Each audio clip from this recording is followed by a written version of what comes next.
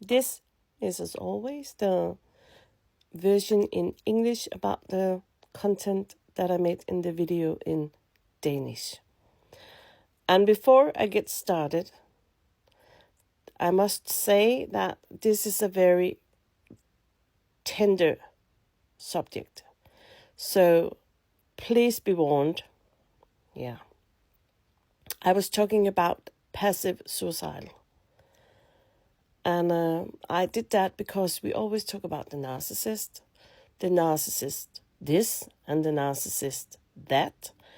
And I feel that it's important also to talk about your health and you in general. So what can you do to heal yourself? Yeah.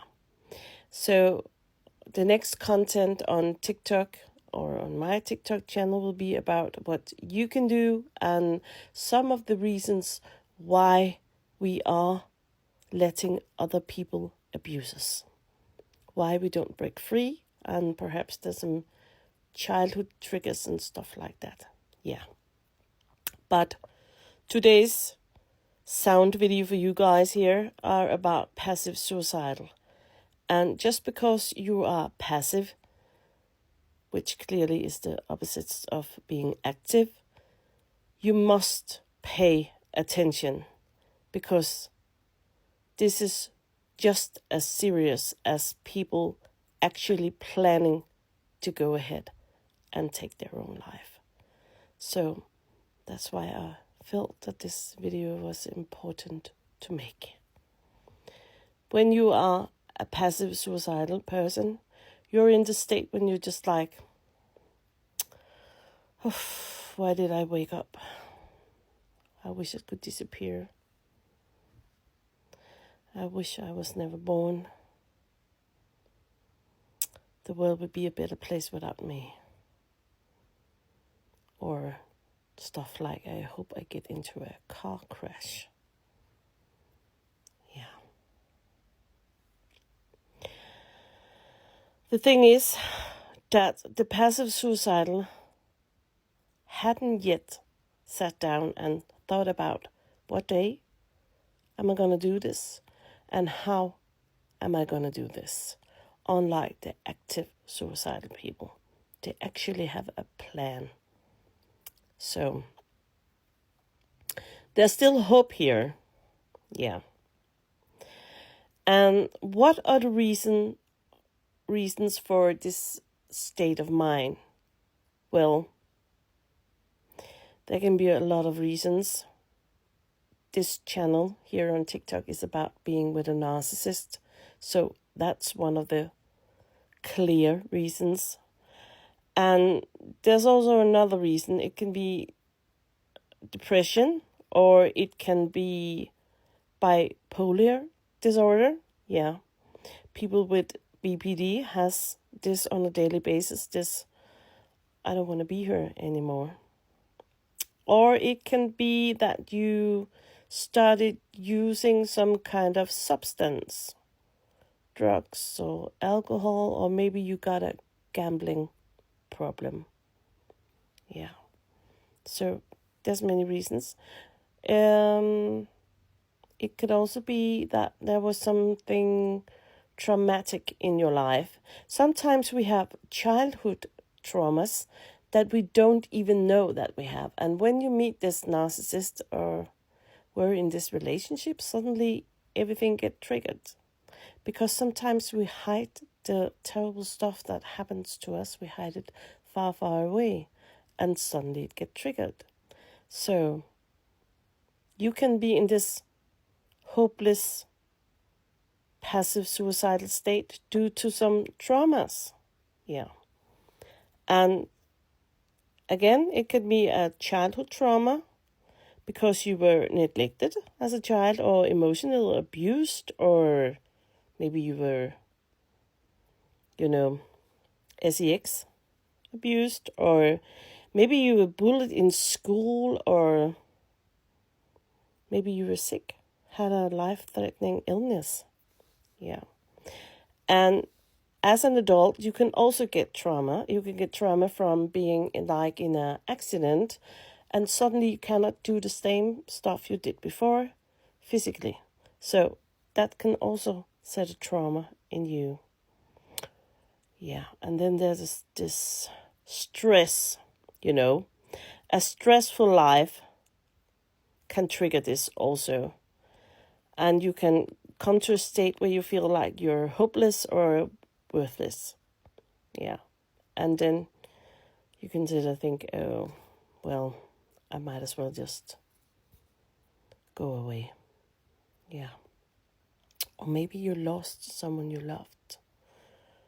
Yeah, or maybe a relationship, like with the narcissist, ended.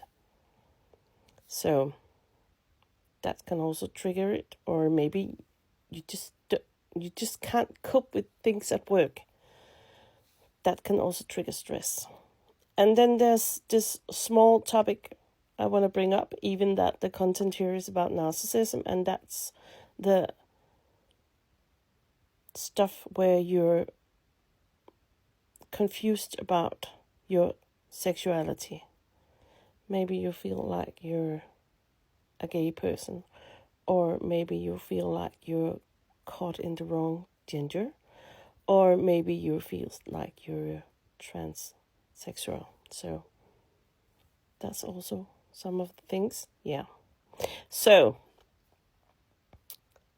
what can you look for regarding this?